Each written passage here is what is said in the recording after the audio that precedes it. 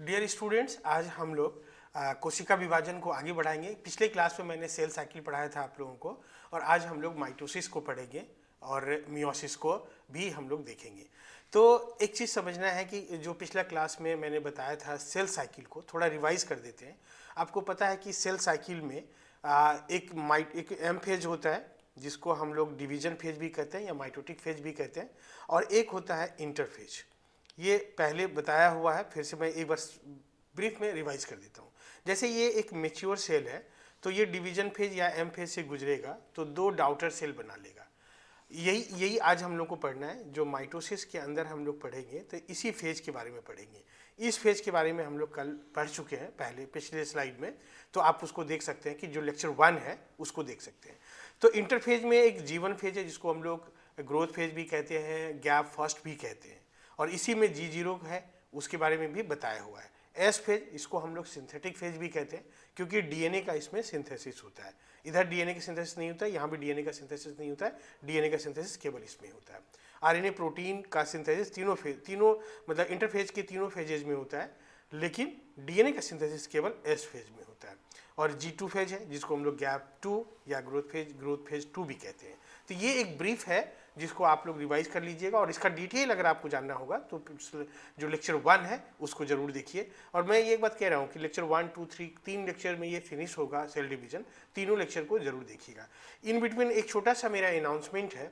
छोटा सा अनाउंसमेंट क्या है कि ये जितने भी लेक्चर्स हैं वो कॉम्पिटिटिव एग्ज़ाम के लिए जो जीएस साइंस पेपर है उसके लिए तो कारगर है ही, साथ में क्लास 8, 9 एंड 10th के बच्चों के लिए भी ये बहुत कारगर है।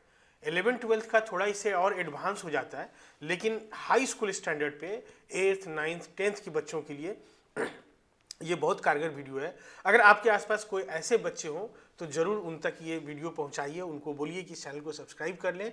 ये जीएस साइंस के नाम से है, कॉम्पिटिटिव एग्जाम के लिए ज़रूर, लेकिन क्लास 8, 9, 10 के बच्चों के लिए भी उतना ही ये कारगर है, वो जो भी पढ़ेंगे। क्योंकि आप जीएस साइंस में जो भी पढ़ते हैं क्लास 10 तक का साइंस पढ़ते हैं, तो इसीलिए ये क्लास 10 तक के स्टूडेंट जो स्कूल में जा रहे हैं उनके लिए भी बहुत कारगर है।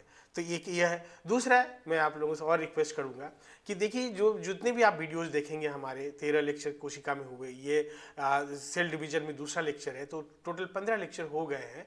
तो इन 15 लेक्चर में आप जाके देखिएगा कहीं बकवास नहीं है। हम लोग कभी शेरो शायरी या वीर रस की कविताओं को नहीं बोलते हैं। आप इतने मोटिवेटेड हैं, मुझे पता है। मेरे हवा भरने से कुछ नहीं होगा, आपको खुद अपना हवा भरना होगा, यानी खुद मोटिवेट होना पड़ेगा। ये बहुत सारा समय हम लोग जाया नहीं करते, कंटेंट की बात करते हैं। तो जो लोग भी सीरियस स्टूडेंट हैं जो कंटेंट पढ़ना चाहते हैं तो वो ज़रूर इस चैनल को सब्सक्राइब कीजिए, और ज़्यादा तेज़ी से सब्सक्राइब कीजिए ताकि हम और तेज़ी से आप लोगों के साथ में जुटें। और तीसरा अनाउंसमेंट मेरा ये है कि AEDU जो एग्जामिनेशंस है उससे पहले मैं आपका साइंस फिनिश कर दूंगा। मैं तैयारी कर रहा हूँ एक डिजिटल बोर्ड लेने का। जैसे ही वो आ जाएगा तो हम लंबा वीडियो बना पाएंगे, 1 घंटा 1.5 घंटे का, और तब जाके हम लोग जल्दी जल्दी सिलेबस फिनिश कर लेंगे। तो अभी हमारे हाथ में 2-2.5 महीने का समय है, आप चिंता बिल्कुल मत कीजिए। जो फिजिक्स, केमिस्ट्री, बायोलॉजी, ये 3 तो मैं फिनिश करूंगा ही करूंगा, और दूसरे सब्जेक्ट्स के भी टीचर से मैं बात कर रहा हूँ, अगर कोई तैयार हो जाएंगे तो और भी कुछ सब्जेक्ट्स मैं कराऊंगा। लेकिन साइंस के लिए एकदम आप श्योर रहिए, बाद में अगर मुझे समय मिलेगा तो मैं ज्योग्राफी खुद कराऊंगा, इकोनॉमिक्स में खुद कराऊंगा, करंट में खुद कराऊंगा। इन सब चीज़ों पे मेरी बहुत मजबूत पकड़ है, तो वो मैं आप लोगों को कराऊंगा। तो अभी मतलब हम लोग माइटोसिस को पढ़ना चाह रहे हैं। माइटोसिस पढ़ने से पहले मैं आप लोगों को एक बात बता दूं कि हमारे शरीर में जो भी सेक्सुअली रिप्रोड्यूसिंग ऑर्गेनिज्म है, यानी जो सेक्सुअली रिप्रोड्यूस होते हैं, तो उन ऑर्गेनिज्म में 2 हिस्सा होता है। एक ये जो देखते हैं ना बहुत बड़ा हिस्सा, इसको हम लोग वेजिटेटिव पार्ट या सोमेटिक पार्ट कहते हैं, यानी ये दैहिक पार्ट होता है, शरीर का अंग होता है। जैसे मेरा ये हाथ है, मेरा ये सिर है, ये आपका चेस्ट रीजन है, ये सब क्या है, दैहिक पार्ट है, और या इसको मतलब देह है, शरीर है, या इसको हम लोग सोमेटिक पार्ट भी कहते हैं। तो इस पार्ट में माइटोसिस चलेगा, ये ध्यान में रखना है। यहाँ पे मियोसिस नहीं होता है। 2 प्रकार की जो डिविजन्स हैं, माइटोसिस और मियोसिस, मतलब जब हम लोग पिछला लेक्चर 1 किए थे उसमें थोड़ा मैंने उसका ब्रीफ जानकारी आप लोगों को दिया था। अब ये समझ लीजिए कि जैसे ये एक ऑर्गेनिज्म है, यहाँ पे मैंने लिख दिया कि एन इंडिविजुअल, यानी एक जीव है, सिंबॉलिक है, मतलब ये मत समझिए कि कौन सा जीव है, सिंबॉलिक बनाया। तो उसमें दो बॉडी पार्ट्स है, एक इधर देखिए इस लाइन के इस तरफ, तो ये छोटा सा जो पोर्शन मैंने बनाया है ये रिप्रोडक्टिव पार्ट है, जिसको हम लोग सेक्स पार्ट भी कहते हैं या यौन अंग भी कहते हैं हिंदी में उसको। यहाँ पे गैमिट बनेगा, क्या बनेगा, गैमिट बनेगा, ये ध्यान में रखिएगा। जो युग्मक कहते हैं ना आप लोग हिंदी में, वो बनेगा, जो मेल गैमिट है, फीमेल गैमिट है। तो मेल सेक्स ऑर्गन में जैसे टेस्टिस है, यहाँ पे मैंने लिख दिया ये टेस्टिस है, यहाँ पे स्पर्म बनेगा जिसको मेल गैमिट कहते हैं, ओवरी है जिसमें ओवम बनेगा जिसको फीमेल गैमिट कहते हैं। तो ये जहाँ बनेगा वहाँ पे मियोटिक डिवीजन होगा। ये आप एकदम याद रखिएगा, कई बार सवाल आते हैं कि इनमें से किस हिस्सा में मियोसिस चलेगा। तो एकदम ध्यान रखिएगा कि जैसे फ्लावर का बात अगर करेंगे तो एंथर में मियोसिस चलेगा, उसका जो ओवरी होता है, जैसे ह्यूमन में ओवरी होता है, प्लांट में भी ओवरी होता है, वो भी मैं पढ़ाऊंगा जब ये हिस्सा में ओवरी होता है। यहाँ पे जो फीमेल फ्लावर का गैमिट है वो बनता है, और एंथर इस तरह से रहता है, आप देखे होंगे, तो यहाँ पे मेल फ्लावर का गैमिट बनता है। तो मेरा ये कहना है कि शरीर के जो दो भाग हैं इसमें एक बहुत बड़ा हिस्सा कह सकते हैं कि मैक्सिमम हिस्सा आपका कौन सा है, सोमेटिक पार्ट है, जहाँ पे कि माइटोटिक डिवीजन होगा, और जो रिप्रोडक्टिव पार्ट है जहाँ पे सेक्स ऑर्गन्स हैं वहाँ पे आप जैसे टेस्टिस, ओवरी, इन जगह में मियोटिक डिवीजन होगा। तो ये कौन सा डिवीजन कहाँ होगा ये आप समझ गए शरीर के किस भाग में। अब आगे हम लोग आते हैं कि माइटोसिस। माइटोसिस यहाँ पे मैंने लिख दिए, इनको आप लोग ध्यान से पढ़ भी लीजिएगा। तो ये पहला बात जो अभी बताया कि पिछले स्लाइड में, इस प्रकार का विभाजन सोमैटिक सेल्स में होगा, यानी दैहिक सेल्स में होगा। दूसरा है, इसको हम लोग इक्वेटोरियल डिवीजन, इक्वेशनल डिवीजन कहते हैं, सॉरी इक्वेटोरियल नहीं, इक्वेशनल डिवीजन कहते हैं।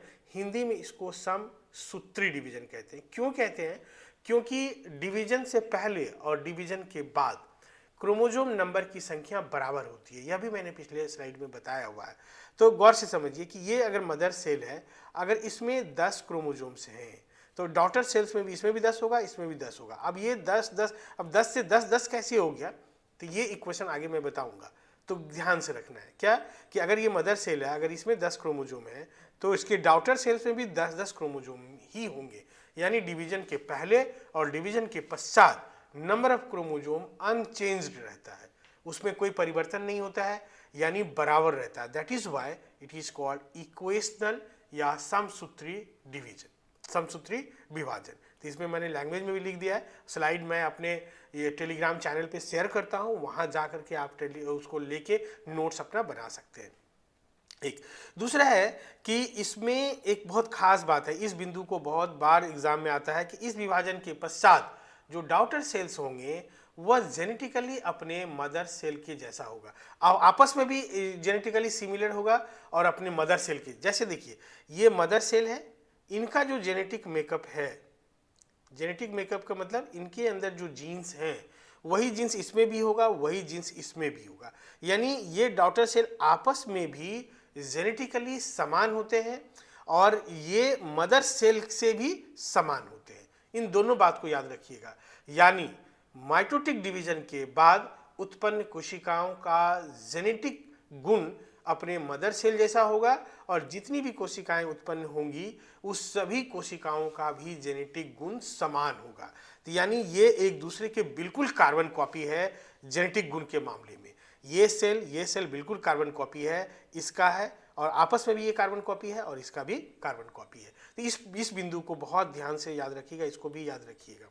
इसके बाद इस प्रकार का विभाजन का काम क्या होता है, ग्रोथ करना। जैसे हम लोग एक छोटे से मतलब कोशिका से शुरू होता है हमारा जीवन और इतना बड़ा शरीर बन जाता है 5 फीट 7 फीट का आदमी, तो वो ग्रोथ कैसे होगा, इसकी वजह ये एक छोटा सा सोचिए कि पौधा का बीज रोपते हैं, वो एक बड़ा सा बरगद का पेड़ बन जाएगा या शीशम का पेड़ बन जाएगा, कितना उसका ऊंचाई है, या यूकेलिप्टस का इतना ऊंचा ऊंचा पेड़ 100 फीट तक का पेड़ आता है। तो ये जो आप देख रहे हैं कि इस प्रकार का विभाजन ग्रोथ में मदद करेगा। रिपेयर का मतलब जैसे मान लीजिए कि यहाँ पे अगर अभी कट जाए, कटने के बाद जो गड्ढा उत्पन्न होगा तो वो भरेगा, यूजुअली देखेंगे घाव भर जाता है, तो रिपेयर में भी मदद करता है। दूसरा रीजेनरेशन, मैंने पिछले क्लास में बताया था, छिपकली का एक बहुत बेहतरीन एग्जाम्पल दिया था कि छिपकली बहुत सारे ऐसे ऑर्गेनिज्म होते हैं जिसमें अंगों का निर्माण संभव हो पाता है। हम लोगों का बॉडी में नहीं उतना संभव है। हम लोग कुछ सेल्स बना सकते हैं लेकिन पूरा अंग नहीं बना सकते। लेकिन कुछ ऑर्गेनिज्म ऐसे होते हैं जो पूरा अंग नया बना लेता है। जैसे छिपकली का जो पूंछ है, पूंछ कट के निकल जाता है, फिर एक नया पूंछ बन जाता है। तो उसी को हम, उस प्रक्रिया को हम लोग रीजनरेशन कहते हैं। तो रीजनरेशन माइटोटिक डिवीजन की वजह से होगा। और रीप्लेनिशमेंट, जैसे आप लोग पढ़ते होंगे कि आरबीसी का लाइफ कितना है, 120 दिन है, या डब्ल्यूबीसी भी धीरे धीरे मर जाता है। तो कहने का मतलब, या आपका जो ये स्केल्स बाहर निकलता है, या हमारा एलिमेंट्री कैनाल जो पाचन नली है, तो उसका जो सुपरफिशियल सेल्स है वो टूट टूट के बाहर निकलते रहता है। तो इस तरह का जो मतलब झड़ता रहता है, सेड ऑफ होते रहता है, तो उसके जगह पे एक नया सेल आता है, उसी को हम लोग रीप्लेनिशमेंट कहते हैं। तो ये समझिए कि उनके जगह पे पुनर्आगमन होता है नया सेल्स का। तो ये किसकी मदद से होता है? माइटोटिक डिवीजन की मदद से होता है। अगर माइटोटिक डिवीजन नहीं हो तो ये सब चीज़ें नहीं हो पाएगी, ध्यान रखिएगा।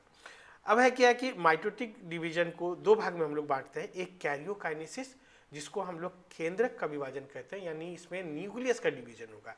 कैरियोन मतलब होता है न्यूक्लियस, एक समझिए, कैरियोन का मतलब होता है न्यूक्लियस। एक बात और मैं बता रहा हूँ कि थोड़ा आपको हल्का ये डिटेल लगता होगा, लेकिन मैं हमेशा स्ट्रेस इस बात पे देता हूँ कि आप चीज़ों को बहुत ऑब्जेक्टिविटी में मत पढ़िए, थोड़ा सब्जेक्टिविटी में पढ़िएगा तो आपको लंबे समय तक याद रहेगा। और जब चॉइसेस थोड़ा इधर उधर जाएंगे तो उस कंडीशन में आप बहुत आराम से आंसर निकाल पाइएगा।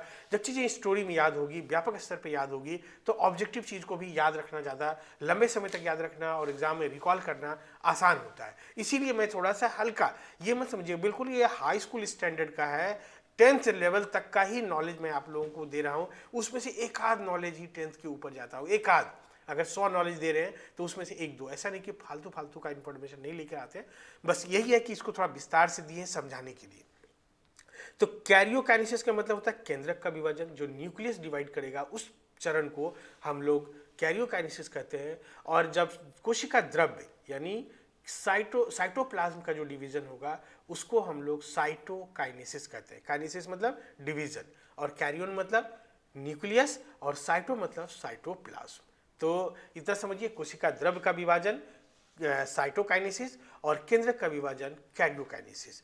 तो ये इस स्टेज में न्यूक्लियस का विभाजन होता है। इसको 4 स्टेज में हम लोग पूरा करते हैं। प्रोफेज, जिसको हम लोग पूर्वावस्था, हिंदी में भी मैंने लिख दिया। हिंदी मीडियम के बच्चे बिल्कुल मत घबराइए, मैं आपको कभी तकलीफ नहीं होने दूंगा। अगर आपको किसी हिंदी मीडियम के बच्चे को कुछ समझने में तकलीफ होता है तो कमेंट जरूर करा करिए।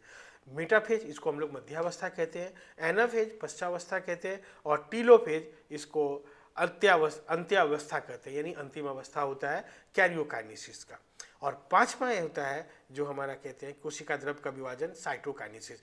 ये एम फेज का आखिरी फेज है, और इसमें केंद्रक की डिवीजन के पश्चात जो साइटोप्लाज्म है उस साइटोप्लाज्म का विभाजन हो जाता है, और अंततः हमें 2 सेपरेट डाउटर सेल्स प्राप्त होता है। ये जो है मदर सेल, इसके बाद जब फाइनल ये सब के जब साइटोकाइनेसिस कंप्लीट हो जाएगा, 2 सेपरेट हमको मतलब नया सेल मिलेगा। इसको नवजात सेल कहिए या इसको डाउटर सेल कहिए, जो भी आप कहिए। अब हम लोग अगर इसमें जो हम लोग 4 फेज देखें, इसको हम लोग अलग अलग देखेंगे। यहाँ से कई बार सवाल रहता है, तो प्रोफेज, मेटाफेज, एनाफेज, टीलोफेज, इन चारों को हम लोग एक एक करके देखेंगे। फिर हम लोग लास्ट में साइटोकाइनेसिस को देखेंगे। तो प्रोफेज का अपना एक कैरेक्टरिस्टिक फीचर है कि कैसे हम लोग, जैसे देखिए ये प्रोफेज से पहले का कोशिका है। तो कोशिका देखिए, इसमें क्या देख पा रहे हैं कि सेंट्रोजोम एक जगह पे है। दूसरा बात है कि हम लोग क्या देख पा रहे हैं कि न्यूक्लियर मेम्ब्रेन प्रेजेंट है, और ये जो क्रोमेटिन नेटवर्क है ये धागा के रूप में है। किस रूप में है? धागा के रूप में है। अब जैसे ही ये मतलब ये डिवीजन से पहले का स्थिति है, डिवीजन से पहले कह सकते हैं कि ये इंटरफेज का स्थिति है। किसका है? इंटरफेज का स्थिति है। और जैसे ही मतलब प्रोफेज शुरू होगा तो शुरुआत से लेके जो लेट प्रोफेज तक हम लोग देखेंगे, प्रोफेज कंप्लीट होने तक, कि ये जो न्यूक्लियर मेम्ब्रेन देख रहे हैं यहाँ पे वो ब्रेक कर जाएगा। क्या देख पा रहे हैं हम लोग कि न्यूक्लियर मेम्ब्रेन टूट गया। देखिए छोटे छोटे टुकड़ा में टूट गया, यानी अब जो है क्रोमोजोम एकदम बिल्कुल साइटोप्लाज्म में आ जाएगा। ये क्रोमेटिन नेटवर्क जो धागा की जैसे था वो कंडेंस होके क्रोमोजोम का स्वरूप ले लिया, और ये एक्स शेप्ड क्रोमोजोम इस स्टेज में हमको आखिरी प्रोफेज के आखिरी स्टेज में ये माइक्रोस्कोप में दिख जाता है। दूसरा है कि सेंट्रोजोम का डुप्लीकेशन G2 फेज में होता है, तो एक सेंट्रोजोम था, ये दो बन गया और दोनों पोल की तरफ माइग्रेट करने लगा। ये जो एरो दिया है, तो ये एरो बताता है कि ये सेंट्रोजोम है, ये माइग्रेशन शुरू किया। ये मैंने लिखा हुआ भी है यहाँ पे कि देखिए सेंट्रोजोम अपोजिट पोल की तरफ माइग्रेट करना शुरू करता है। ये इसको आप आराम से इस बिंदु में देख सकते हैं कि दो सेंट्रोजोम है, दोनों अपोजिट, यहाँ पे एक पोल बनेगा, एक पोल यहाँ बनेगा, तो इस पोल की तरफ माइग्रेशन शुरू किया। इसके बाद न्यूक्लियर मेम्ब्रेन तो ब्रेक डाउन मैंने बता दिया, क्रोमोजोम का कंडेंसेशन बता दिया, कंडेंसेशन मतलब क्वाइलिंग होगा। इसके बाद स्पिंडल फाइबर बनना शुरू होगा। यहाँ देखिए धागा धागा जैसा चीज़ दिख रहा है ना, सेंट्रोजोम के इस तरह से निकल रहा है, तो इसी को हम लोग स्पिंडल फाइबर कहते हैं, उसका आगे काम है। और इसके बाद न्यूक्लियोलस डिसअपियर हो जाता है। यहाँ पे जो न्यूक्लियोलस है वो न्यूक्लियोलस देखिए यहाँ पे कहीं नजर नहीं आएगा। तो प्रोफेज के ये कैरेक्टरिस्टिक फीचर है कि क्रोमोजोम कंडेंस होना शुरू हो जाएगा और न्यूक्लियर मेम्ब्रेन टूटने लग जाएगा, न्यूक्लियोलस गायब हो जाएगा, डिजेनरेट कर जाएगा, सेंट्रोजोम अपोजिट पोल की तरफ माइग्रेट करने लग जाएगा और जो स्पिंडल फाइबर है वो बनना शुरू हो जाएगा। इसके बाद नेक्स्ट फेज आता है मेटाफेज। नेक्स्ट फेज क्या आता है? मेटाफेज। मेटाफेज का अगर हम लोग कैरेक्टरिस्टिक फीचर देखें, देखिए यहाँ पे कहीं आपको न्यूक्लियर मेम्ब्रेन नहीं दिखता है, न्यूक्लियस गायब, यहाँ पे टूटना शुरू हुआ था, यहाँ पे कंप्लीट डिसअपियर हो गया। इसके बाद यहाँ पे हम लोग क्या देख रहे थे कि सेंट्रोजोम पोल की तरफ माइग्रेट करना शुरू किया था, ये पूरा कंप्लीट पोल की तरफ चला गया। इसके बाद जो क्रोमोजोम का कंडेंसेशन था वो और ज़्यादा कंडेंस होके पूरा थिक बन जाएगा और यहाँ पे बेस्ट विजिबल कंडीशन में होगा। ये ध्यान में रखिएगा कि सबसे ज़्यादा अगर क्रोमोजोम विजिबल होगा तो मेटाफेज में होगा, क्योंकि ये इस समय में थिकेस्ट होता है, सबसे मोटा होता है। जब थिकेस्ट होगा तो वो आराम से दिखेगा। एक धागा को पतला रख दीजिए, दूर से देखिए, कोशिश कीजिए, नहीं दिखेगा। जब उसका लच्छा बना दीजिएगा तो वो दिखने लग जाएगा आपको। तो ये और इक्वेटोरियल प्लेट पे सभी क्रोमोजोम अलाइन कर जाएगा, यानी सभी क्रोमोजोम धीरे धीरे माइग्रेट करते करते कहाँ आ जाएगा? इक्वेटोरियल प्लेट पे। ये जो बीचों बीच बनाया इसी को हम लोग कहते हैं इक्वेटोरियल प्लेट। और क्रोमोजोम जो है दोनों तरफ से देखिए, इनका जो सेंट्रोमियर है बीच में, वो सेंट्रोमियर से स्पिंडल फाइबर जुड़ जाएगा इस तरह से। इसके बाद ये ये यहाँ पे मैंने लिख भी दिया कि बेस्ट विजिबल स्टेट में होता है और सर्वाधिक कंडेंस्ड कंडीशन में होता है। ये सवाल आपको आता है कई बार, और इक्वेटोरियल प्लेट को लेकर के सवाल आता है। ये 2-3 सवाल है कि क्रोमोजोम सबसे ज़्यादा थिक कब होगा? मेटाफेज में। सबसे ज़्यादा अच्छा दिखेगा कब? मेटाफेज में, क्योंकि उस समय कलर को बहुत अच्छे से करता है। इसके बाद ये मतलब इक्वेटोरियल प्लेट पे क्रोमोजोम कहाँ कब किस फेज में अलाइन होता है यानी जमा होता है, तब वो मेटाफेज होगा। उसको क्या बोलते हैं? Equatorial plate. ये सब 4-5 चीज़ें हैं जो आप इसमें इंफॉर्मेशन दिए हुए हैं, आप इनको देखिएगा। इसके बाद जो नेक्स्ट है एनाफेज, ये समझिए, यही एक बहुत इंपॉर्टेंट फेज है। यहाँ पे आपको समझना है कि जो हम लोग पीछे बताए थे ना कि 10 से जो बताए थे कि मदर सेल में 10 क्रोमोजोम है, तो 2 डॉटर सेल्स बने थे, इसमें भी 10-10 आया, तो ये चीज़ यहीं पे इंश्योर होता है। मैंने 4 क्रोमोजोम लेके आगे बढ़ाया है, देखो देखिए यहाँ भी मैंने 4 क्रोमोजोम्स लिया है, यहाँ 4 क्रोमोजोम दिखाया, यहाँ भी मैं 4 को दिखाऊंगा। तो गौर से देखिए, इसका जो सबसे कैरेक्टरिस्टिक फीचर है सिस्टर क्रोमैटिड्स। सिस्टर क्रोमैटिड्स किसको कहते हैं? पिछले क्लास में भी मैंने बताया। ये जो देख रहे हैं ना, गौर से देखिए, यही दोनों सिस्टर क्रोमैटिड्स है। ये सिस्टर क्रोमैटिड्स है, ये ध्यान दीजिए कि दो जो मतलब दोनों एक दूसरे का कार्बन कॉपी है। तो सिस्टर क्रोमैटिड्स क्या होता है कि मेटाफेज तक, गौर से समझिए, ये मेटाफेज तक देखिए सेंट्रोमियर के पास एक दूसरे से जुड़ा हुआ है, लेकिन एनाफेज में यही सेंट्रोमियर यहाँ बीचों बीच टूट जाता है, स्प्लिट कर जाता है। अभी हम दिखाएंगे आगे डायग्राम में और बहुत अच्छे से दिखाएंगे। और टूटने के बाद दोनों क्रोमेटिड अलग हो जाता है और एक नया क्रोमोजोम बना लेता है। अभी ये जो क्रोमोजोम है इसमें 2 क्रोमेटिड्स हैं, इसके बाद जो क्रोमोजोम बनेंगे इस तरह से, उसमें एक एक क्रोमोजोम्स होंगे। ये आगे के डायग्राम में मैं दिखाऊंगा अभी। तो एक जो पहला कैरेक्टरिस्टिक फीचर है स्प्लिटिंग ऑफ सेंट्रोमियर, यहाँ सेंट्रोमियर स्प्लिट करता है। और जैसे देखिए, गौर से देखिए, ये क्रोमोजोम है, हाँ ये बहुत अच्छा उदाहरण है, आपको फिगर दिख रहा होगा। ये जहाँ मेरा जुड़ा हुआ है वो समझिए सेंट्रोमियर है, ये एक क्रोमेटिड है और ये एक क्रोमेटिड है, अभी सेंट्रोमियर के पास जुड़ा हुआ है। जैसे ही एनाफेज आएगा ये सेंट्रोमियर के पास से अलग हो जाएगा। तो अभी जो ये क्रोमोजोम देख रहे हैं इसमें 2 क्रोमेटिड्स हैं। अभी क्रोमोजोम 1 क्रोमेटिड्स 2। अभी क्या देख रहे हैं कि क्रोमोजोम 2 हो गया और एक एक क्रोमेटिड्स का हुआ। इसको समझना अच्छे से। इसके बाद क्रोमोजोम जो है पोल की तरफ मूव करना शुरू करता है। यहाँ गौर से देखिए, ये क्रोमोजोम, ये क्रोमोजोम, ये क्रोमोजोम, ये क्रोमोजोम पोल की तरफ मूव करना शुरू किया। ये भी, ये भी, ये भी पोल की तरफ मूव करना शुरू किया। तो गौर से देखिए, पहले क्या था, 4 क्रोमोजोम थे, अब यहाँ पे आपको 8 दिख रहे हैं। 1 2 3 4, इधर 5 6 7 8, 8 हो गए। जब ये 8 डिवाइड करेंगे तो फिर जो डॉटर सेल्स होगा उनको 4 मिल जाएगा। तो ये समझिए कि कैसे मतलब क्रोमोजोम का संख्या बराबर रह जाता है। फिर ये इंटरफेस से जाएगा तो अपने बगल में दूसरा क्रोमेटिड इस तरह से बना लेगा। यही प्रोसेस चलता रहता है। इसके बाद सेल थोड़ा इलोंगेट होने लगता है। ये हमने इसलिए इलोंगेटेड बनाया क्योंकि अब इसको साइटोप्लाज्म को डिवाइड करना है, तो सेल इलोंगेट होने लगता है। थोड़ा सा यहाँ पे क्लीवेज फ्यूरो बनने लगता है।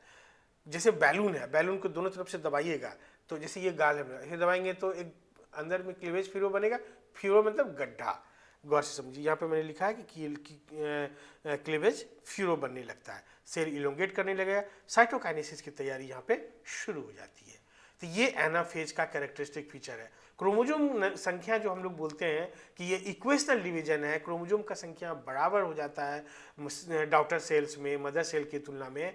तो वो चीज़ कहाँ पे समझिए कि उसका जो स्थापना है कहाँ पे होता है, तो एनाफेज में होता है। एनाफेज में ही हम लोग देख रहे हैं कि 4 से 8 क्रोमोजोम बन गए। अब ये 8 क्रोमोजोम 4-4 क्रोमोजोम में डिवाइड हो जाएंगे। अब आप देखिए कि इसी जो क्रोमोजोम का जर्नी है उसको मैंने यहाँ दिखाने का कोशिश किया है। ये क्रोमेटिन नेटवर्क है, डिवीजन से पहले का स्थिति है, धागा जैसा है, यानी ड्यूरिंग इंटरफेज। ये इंटरफेज के समय में इस तरह से क्रोमेटिन नेटवर्क धागा जैसा रहेगा। जब प्रोफेज आएगा तो थोड़ा कंडेंस करेगा और ये एक्स शेप्ड क्रोमोजोम दिखेगा हम लोग को। मेटाफेज में हाईएस्ट कंडेंसेशन है और यहीं पे देखिए ये सिस्टर क्रोमेटिड्स दिख रहा है, ये भी सिस्टर क्रोमेटिड्स ही है। गौर से समझिए, तो ये आपको ये यहाँ दिख रहा है, ये दोनों एक दूसरे का कार्बन कॉपी है। सिस्टर क्रोमेटिड्स हमेशा एक दूसरे का क्या होता है, ये समझिए, एक दूसरे का कार्बन कॉपी होता है। अगर मान लीजिए यहाँ पे ए लिखा कैपिटल में तो यहाँ भी कैपिटल में ए ही होगा। यहाँ पे मान लीजिए कि सी स्मॉल में लिखा हुआ तो यहाँ भी सी स्मॉल में। यहाँ अगर वाई स्मॉल में लिखा तो यहाँ भी वाई स्मॉल में रहेगा।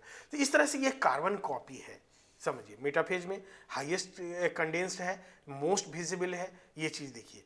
अब इसके बाद एनाफेज में, एनाफेज में हम लोग 2 डायग्राम बनाया है।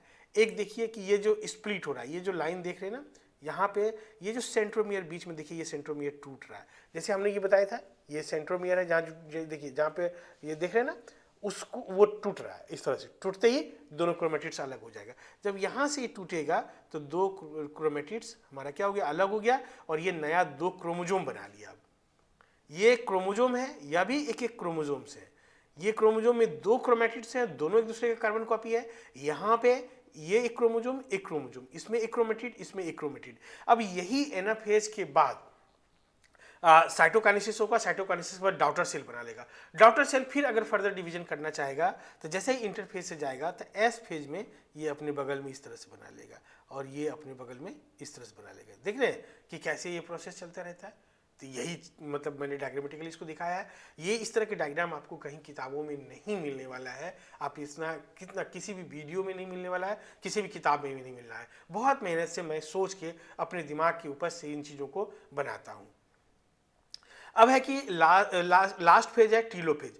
टीलोफेज को हमेशा समझना है कि प्रोफेज का उल्टा होगा, कुछ उसमें एडिशनल चीज होगा।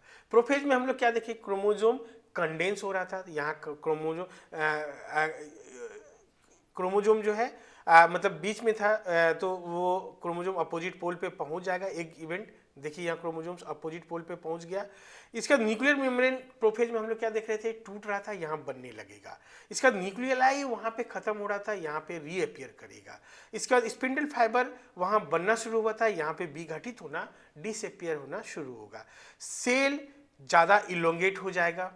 इसका क्लीवेज फ्यूरो, ये देखिए, ये क्लीवेज फ्यूरो देख रहे हैं ना, ये गड्ढा जैसा जो बना, इसी को हम लोग क्लीवेज फ्यूरो कहते हैं। मैंने डायग्राम बनाया। इसके बाद मतलब क्लीवेज फ्यूरो और गहरा हो जाता है पहले की तुलना में। कॉन्ट्रैक्टाइल रिंग बनता है। ये एक समझ लीजिए, ये देख रहे हैं ना, ये कॉन्ट्रैक्टाइल रिंग बनता है। जैसे बटवा देखे होंगे आप लोग, बटवा का मुंह में अंदर की तरफ से धागा सिल के एक रस्सी लगा दिया जाता है, जैसे उसको ऐसे खींचेंगे तो बटवा का मुंह बंद हो जाएगा। तो अंदर की तरफ से अगर कोई मान लीजिए कि ऐसा कॉन्ट्रैक्टाइल प्रोटीन हो गया और वो जब जैसे सिकुड़ेगा तो धीरे धीरे ये क्या होगा, इधर की तरफ खिंचाएगा, ये भी इधर की तरफ खिंचाएगा और फाइनली सेल डिवाइड कर जाएगा दो भाग में। तो ये समझना है। इसके बाद क्रोमोजोम का डीकंडेंसेशन शुरू हो जाता है।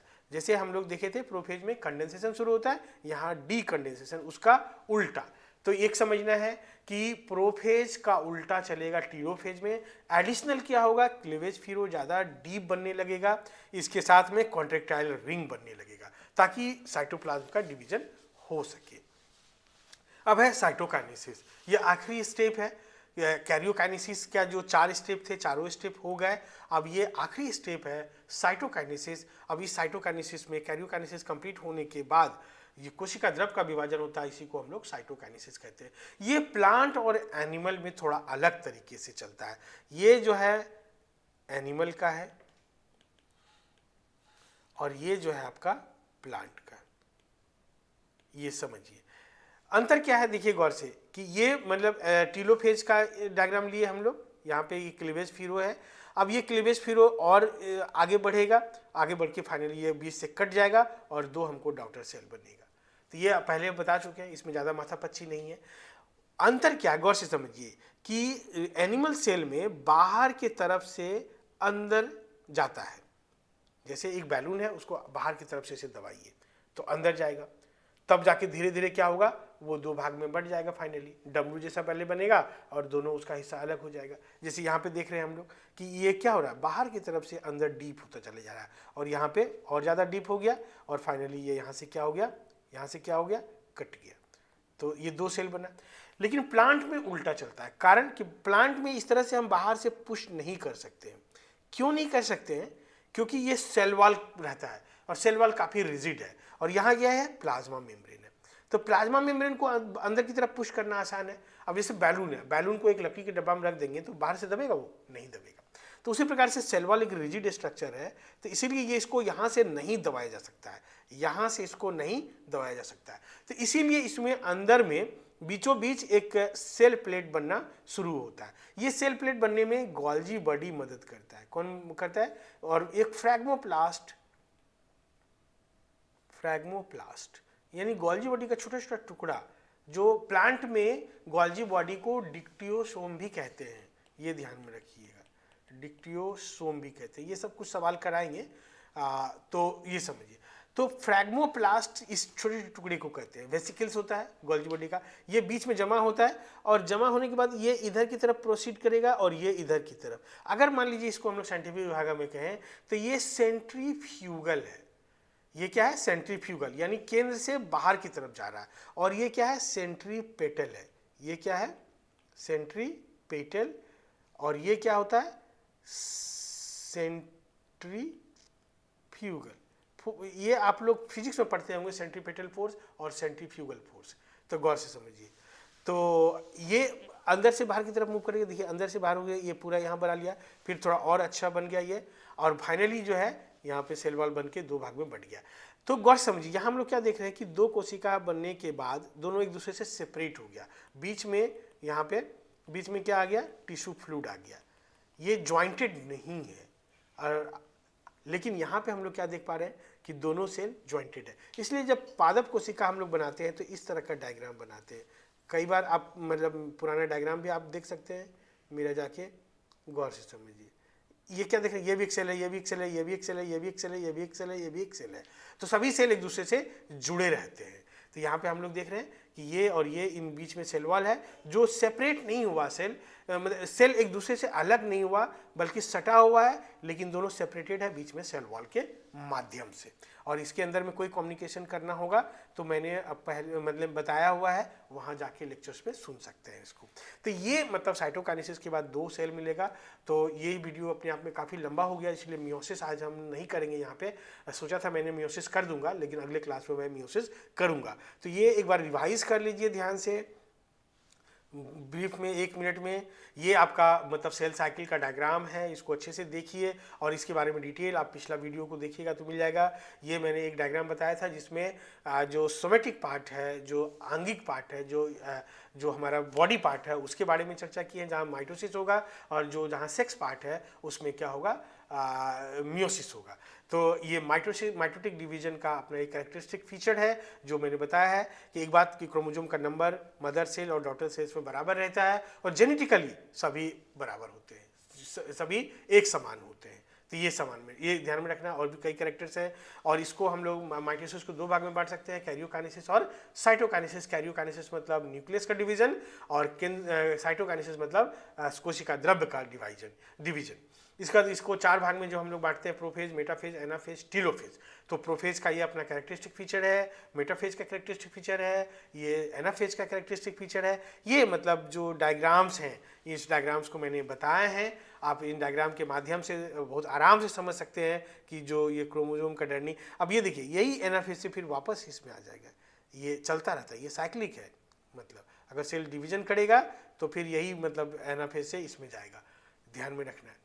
इसके बाद ये आपका टीलोफेज है, टीलोफेज का अपना कैरेक्टरिस्टिक फीचर है। ये प्रोफेज का उल्टा चलता है, बस 1-2 एडिशनल क्या है, क्लीवेज फिर वो और ज़्यादा डीप होगा, कॉन्ट्रैक्टाइल रिंग बनेगा जो अंदर की तरफ से वो प्लाज्मा मेम्ब्रेन को खींचेगा और फाइनली 2 भाग में कोशिका द्रव्य को बांटने में मदद करेगा। और ये साइटोकाइनेसिस प्लांट में और एनिमल में थोड़ा सा अलग अलग तरीके से चलता है। ये आपका एनिमल है और ये आपका प्लांट है। तो आज के लिए इतना ही। और आखिरी एक मतलब आप लोगों से रिक्वेस्ट है कि आप लोग मतलब जिस उत्साह से मैं पढ़ा रहा हूँ उस उत्साह से कई बच्चे तो मतलब इसमें काम कर रहे हैं, लेकिन अभी भी आप मास लेवल पे नहीं कर रहे हैं। और आज एक आखिरी रिक्वेस्ट है कि एक जो भी लोग वीडियो सुन रहे हैं तो कम से कम आप 10 सब्सक्रिप्शन करवाइए और 100 लोगों को ये वीडियो भेजिए। Thank you, all the best. कितना गया